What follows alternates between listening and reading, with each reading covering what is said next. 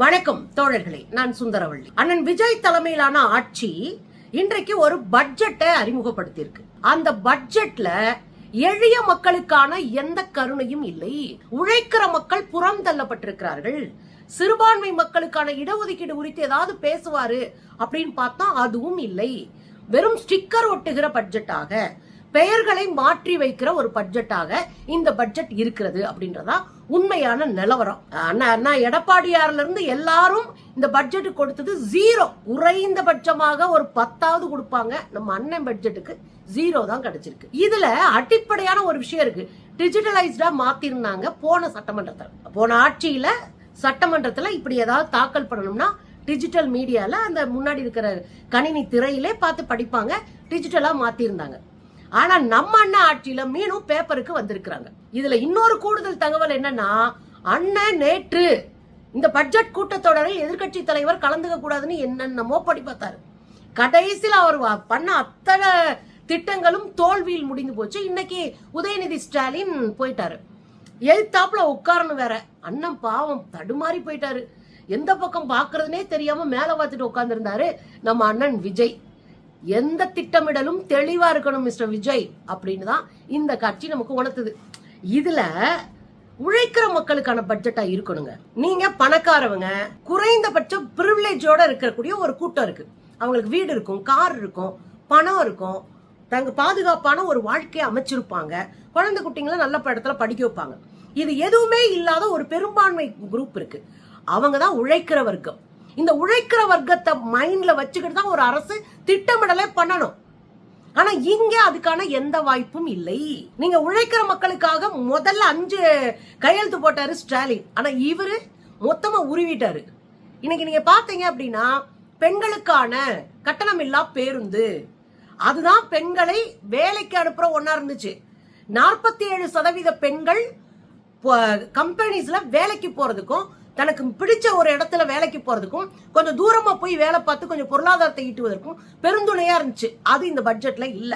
பெண்களுக்கு 6 சிலிண்டர் கொடுப்பேனாரு. குறைஞ்ச வச்சா 2 சிலிண்டராவது கூடிய வருஷத்துக்குன்னா அதுவும் இல்லை. பெண்களுக்கான உதவித்தொகை, அதாவது உரிமை தொகை அப்படின்னு திமுக ஆட்சியில கொடுத்தாங்க. அது 2500 ரூபாயை கொடுப்பேனாரு. அதை குறித்த வாயை திறக்கல அண்ணன். இந்த படிக்கிற ஸ்டூடெண்ட் வேலை இல்லாம இருந்திருப்பாங்க. அதாவது படிச்சு முடிச்சிருப்பாங்க, டிகிரியோ டிப்ளமோவோ படிச்சிருப்பாங்க, வேலை இல்லாம இருப்பாங்க. இந்த வேலை இல்லாத இளைஞர்களுக்கு டிகிரி படிச்சா 4000 ரூபாய் மாசம் கொடுக்கறதாகவும், இந்த டிப்ளமோ படிச்ச இளைஞர்களுக்கு 2500 ரூபாய் கொடுக்கறதாகவும் சொன்னாரு. ஆனா அதுவும் இந்த பட்ஜெட்ல இல்லை. விசைத்தறி தொழிலாளர்கள் ரொம்ப முக்கியம். அவங்க எல்லாம் கொஞ்சம் கொஞ்சமா தன்னுடைய தொழில இருந்து வெளியேற்றப்பட்டு இருக்காங்க. அவங்களுக்கு மானியத்துல மின்சாரம் கொடுக்கணும். பழைய அரசுகள் எல்லாமே கொடுத்துச்சு. அதுல இவர் நான் மொத்தமா மின்சாரத்தை இலவசமா கொடுக்குறேன்னு அறிவிச்சாரு. இன்னைக்கு மின்சாரத்தை குறித்து இங்க விசைத்தறி தொழிலாளர்கள் அல்லது கைத்தறி தொழிலாளர்கள் மின்சாரம் குறித்து பேச்சுவார்த்தை இல்ல. கலைஞர் மகளிர் உரிமை தொகையில இன்னமும் 1000 ரூபாய் தான் போட்டுட்டு இருக்காங்க. அதுவும் எதிர்கட்சிகளின் கடுமையான வற்புறுத்தலுக்கு அப்புறம் அந்த 1000 ரூபாய் போட்டுட்டு இருக்காங்க. இதுல சிறுபான்மையினர் பாதுகாவலர் அப்படின்னு அண்ணன் அவருக்கு அவரே பட்டம் கொடுத்துக்கிட்டாரு. ஆனா சிறுபான்மையினர் இங்க ஒடுக்கப்பட்டு இருக்காங்க இந்தியால. குறிப்பாக தமிழ்நாட்டுல 3% இடஒதுக்கீடு சிறுபான்மை மக்களுக்கு கொடுத்தோம். அந்த 3% இடஒதுக்கீட்டை உயர்நீதிமன்றம் அடிச்சு காலி பண்ணிருக்கு. இப்ப சிறுபான்மை மக்கள் என்ன எதிர்பார்த்தாங்க அப்படின்னா, ஏதோ ஒரு மதத்துல இருந்து சிறுபான்மை சமூக மதத்துல மாறுறாங்க, ஏசுவையோ அல்லாவையோ கும்பிடுறாங்க அப்படின்னா அவங்களுக்கு பிற்படுத்தப்பட்ட ஒரு பட்டியல்ல அவங்களுக்கு இடஒதுக்கீடு கொடுக்கணும். ஆனா அதை ரத்து பண்ணி வச்சிருச்சு உயர்நீதிமன்றம். அதுக்காக ஒரு தீர்மானம் போடுவோம், அதை வலிமையா நம்ம எதிர்த்து திரும்ப கொண்டு வருவோம்னு ஒரு வார்த்தை பட்ஜெட்ல இல்ல. இப்ப சிறுபான்மை மக்களை சும்மா ஒரு ஓட்டு வங்கியாக பார்க்கிற ஒரு அரசியலை அண்ணன் செஞ்சிருக்காரு. இதெல்லாம் இந்த பக்கம் வச்சுட்டீங்கன்னா, மீனவர்களுக்கு தொடர் கைது. இந்தியாக்குள்ளேயே மீனவர்கள் கைது செய்யப்படுறாங்க. தெலுங்கானா, ஆந்திர பிரதேசங்கள்ல அதிகமான மீனவர்கள் கைது செய்யப்பட்டாங்க. இங்கே காசிமேட்டு மீனவர்கள் இன்ன வரைக்கும் விடுதலை செய்யப்படல. அவங்க படகோட பிடிச்சு வச்சுட்டு உட்கார்ந்துருக்கு நாட்டுக்குள்ள, சொந்த நாட்டுக்குள்ள. இந்த பிரச்சனைகள் குறித்த எந்த விவாதமும் இல்ல. இந்த பிரச்சனைகள் குறித்த விவாதமே இல்ல. இன்னும் சொல்ல போனா, போன அரசு 6000 ரூபாய் மீன்பிடி தடை காலத்துக்கு கொடுத்தாங்க. ஜெயலலிதாவும் கொடுத்தாங்க, எடப்பாடியும் கொடுத்தாரு. இந்த 6000 ரூபாயை 7000 மாத்தி இருக்காரு. இதுதான் அவர் செஞ்ச சாதனை. ஒண்ணுமே பண்ணல. விவசாயிகளுக்கான போராட்டம் அவ்வளவு நடந்துட்டு இருக்கு. குறைந்தபட்சம் அதை குறித்த மைண்ட்ல கூட ஏத்தல. நாளைக்கு விவசாய பட்ஜெட் வரப்போது, அது வேற. அதுல என்ன செய்ய போறாரு நமக்கு தெரியுமே. இன்னொரு ரொம்ப முக்கியமான ஒரு கவலை என்ன அப்படின்னா, இந்திய ஒன்றிய அரசு பள்ளி கல்விக்கு ஒதுக்கியதை விட அதிகமான தொகையை பள்ளி கல்விக்கு ஒதுக்கியது தமிழ்நாடு ஸ்டாலின் அரசு. 46,000 கோடி ஒதுக்குனாங்க. ஒன்றிய அரசு வேற 42,000 கோடி தான் ஒதுக்குச்சு ஒட்டுமொத்த இந்தியாவுக்கே. ஆனா மாநிலத்துக்கு மட்டும் 46,000 சில்லற கோடி ரூபாய் ஒதுக்குனாங்க. 46,761 கோடி இது ஸ்டாலின் அரசு ஒதுக்குனது. பட்டுன்னு அதை குறைச்சிட்டாரு. 2,000 கோடி ரூபாய்க்கு மேல குறைக்கப்பட்டிருக்கிறது. உயர்கல்வியில 100 சில்லற கோடி குறைக்கப்பட்டிருக்கிறது. கல்விதான் நமக்கு முக்கியம்னு நினைப்போம். கல்விக்காக எதையும் செய்வோம். ஆனா கல்வித்துறை பின்னடைவை சந்திச்சிருக்கு. இதுல நமக்கு கவலையான விஷயம் என்ன தெரியுங்களா? கல்வித்துறையில் போடப்படுவது முதலீடு இல்ல. அது லாபம் எடுக்கிற முதலீடு இல்ல. அது அடி கட்டுமானத்தை உருவாக்குவது, ஒரு சமூகத்தை கட்டி எழுப்புறது. அது காசு இல்ல. கல்வித்துறையில விசில் அடிக்கிறான், டிவிக்கேன்னு கத்த வைக்கிறாங்க. விஜய் போட்டோவை வச்சு பாடம் எடுத்துக்கிட்டு இருக்காங்க. அரசு கல்வி நிலையங்கள்ல குழந்தைகளை திசை திருப்பிட்டு இருக்காங்க. ஆனா அவங்க படிக்கிறதுக்கு ஒதுக்கப்பட்ட பணம் பாருங்க 2,000 சில்லற கோடி ரூபாய் குறைக்கப்பட்டிருக்கிறது. இது கண்டனத்திற்கு உரியது. இதுல அண்ணன் புதிய திட்டம் அறிவிச்சார்னா தாய்மாமன் சீர்திட்டம். முதல்ல இந்த சொல்லாடலே பிற்போக்குத்தனமான சொல்லாடல். தாய்மாமன் தான் சீர் கொடுத்துக்கிட்டே இருக்கணுமா? இல்ல தாய்மாமன் கைய நம்பிக்கிட்டே தான் ஒரு குழந்தை இருக்கணுமா? குடும்ப சொத்துல பெண்களுக்கும் ஆண்களுக்கும் சரிபாதின்னு சட்டம் இயற்றினது முதல்ல தமிழ்நாடு. இந்த சீர்ன்றது என்ன தெரியுங்களா? உனக்கு சொத்துல பங்கு கிடையாது, நகை நட்டு போட்டு விடுவேன், இப்படி ஏதாவது சீர் கொடுப்பேன், அதோட பொழைச்சுக்கொன்றது. இது பெண்களுக்கே எதிரான சொல்லாடல். தாய்மாமன் சீர் சரிங்க, இது கூட தெரியாதவங்களுக்கெல்லாம். ஆனா அதுல என்ன பண்ணிருக்காருன்னா, எல்லா குழந்தைகளுக்கும் நாங்க ஒரு தங்க மோதிரம் கொடுப்போம்னு அறிவிச்சாரு. இப்ப அரசுக்கு மருத்துவமனைகள்ல பிறக்கிற குழந்தைகளுக்கு தங்க மோதிரம்னு அறிவிச்சிருக்காரு இந்த பட்ஜெட்ல. இந்த அரசு மருத்துவமனைகளை பிறக்கிற குழந்தைகள் மட்டும் 4.5 லட்சம் குழந்தைங்க. ஒரு வருஷத்துக்கு 8,20,000 குழந்தைகள் தமிழ்நாட்டுல பிறக்கிறாங்க. இது 4.5 லட்சம் வச்சுக்கோங்களேன்.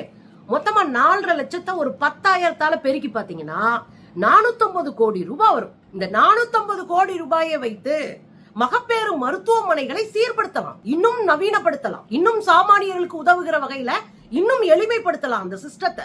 ஆனா கொண்டு போய் மோதிரம் கொடுப்பேன்றாரு. இதை தாண்டி இன்னொரு காமெடி என்ன அப்படின்னா, அன்னை சீரு அப்படின்னு ஒரு திட்டம். நம்ம அன்னைக்கே அதை விமர்சிச்சோம். இந்த பேர்கள்லாம் மாத்துங்க. இந்த அன்னபூரணி திட்டம், இந்த சிலிண்டர் கொடுத்ததுக்கு என்ன பேர் வைக்கிறாருன்னா அன்னபூரணி. ஏன்னா பொம்பளைங்க கரண்டியோட சோத்த கட்டிக்கிட்டே இருக்கணும். அன்னபூரணி திட்டம். இந்த தலைப்புகளே எவ்வளவு பிற்போக்குத்தனமாக தாவேக அரசும் விஜயும் இருக்கிறார் என்பதை காட்டுற தலைப்புகள். நம்ம அதை அன்னைக்கே இது பண்ணோம். இப்ப அண்ணன் சீர்ல என்ன அப்படின்னா 8 கிராமுக்கு தங்கமும், அதாவது 1 பவுன் தங்கமும் ஒரு பட்டுச்சேலையும் அண்ணன் கொடுக்க போறாராம். தமிழ்நாட்டை எங்க கொண்டு வந்து நிப்பாட்டிட்டாங்கன்னு பாத்தீங்களா? நீங்க 1989ல இந்த திட்டம் முதல்ல கொண்டு வரப்படுது. அப்ப டாக்டர் கலைஞர் அவர்கள் இந்த திட்டத்தை கொண்டு வராரு. அதுக்கு அவர் என்ன பேர் வச்சாரு தெரியுங்களா? திருமண உதவி தொகை திட்டம்.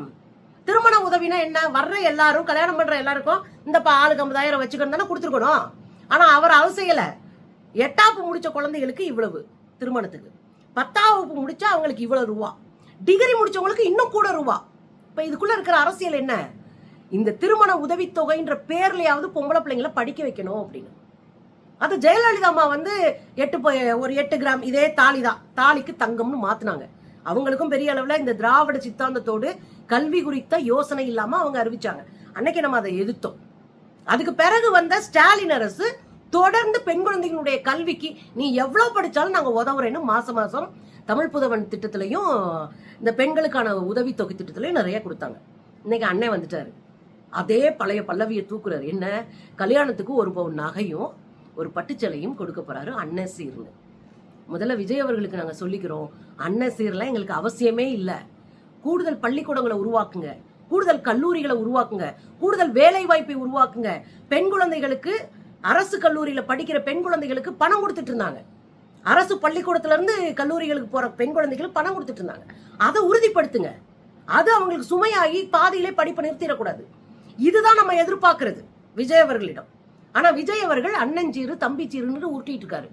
ரொம்ப மனசுக்கு வேதனையா இருக்கு. இந்த பட்ஜெட்ல இதெல்லாம் பார்க்க முடியும். இதுல கொடூரம் என்ன தெரியுங்களா? மொத்த திட்டமிடல்களையும் பேர் மாத்துறது.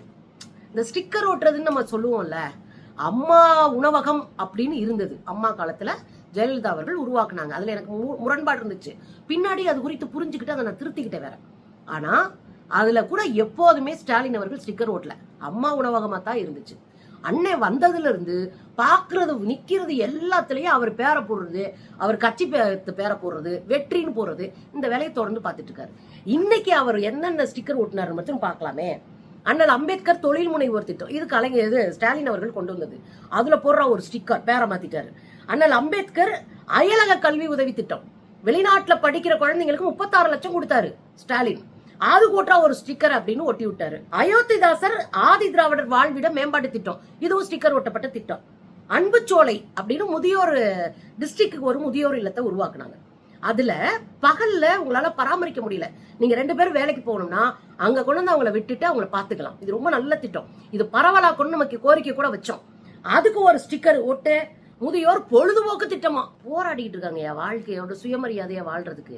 இன்னொரு உலகம் உங்கள் கை லேப்டாப் திட்டம், அதுல லேப்டாப் தரமா கொடுத்திருந்தாங்க இந்த முறை. அதுக்கு அண்ணன் பேர் வச்சுட்டாரு வெற்றி மடிக்கணினி, பூரா வெற்றி தான். அப்புறம் மாடல் ஸ்கூல்ஸ், அதுக்கு அண்ணன் தகைசால் பள்ளிகள், இது எல்லாமே திராவிட இயக்க ஆட்சிகள்ல உருவாக்கப்பட்டது. முதல்வர் படிப்பகங்கள் உருவாக்குனார். லைப்ரரிஸ், அது அண்ணன் டிஜிட்டல் லைப்ரரி அண்ணன் பேரை மாத்தி. அதுக்கு வெறும் 10 கோடி ரூபாய. நீங்க ஒன்ன நல்லா புரிஞ்சுக்கோங்க, கல்விக்கு எந்த மாநிலம் அதிக நிதி ஒதுக்குதோ, அதே போல நூலகங்களுக்கு எந்த மாநிலம் அதிக நிதி ஒதுக்குதோ அந்த மாநிலம் தான் கல்வி சிறந்த மாநிலமா மாறும். ஐயா காமராஜர் கேள்விப்பட்டிருப்பீங்க, அவரு நூலக வரி போட்டாரு. நாம கட்டின ஒத்த ரூபாயில நூலகத்துக்கு 1 ரூபாய் நம்ம கட்டிட்டு இருந்தோம். நூலகத்தை கட்டுவதற்கு வரி போட்டு வாங்கி கட்டினாரு. காரணம், மக்கள் படிச்சாதான் பகுத்தறிவோடு செயல்படுவாங்க, இல்லன்னா விசில் அடிச்சுட்டு தெருவில் நிப்பாங்கன்னு அன்னைக்கே ஐயாவுக்கு தெரியும். இங்கேயும் அதுதான்.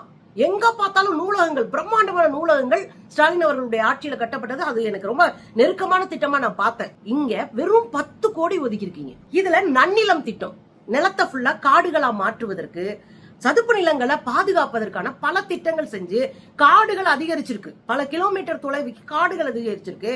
அதே மாதிரி சதுப்பு நிலங்கள் மீட்கப்பட்டிருக்கு.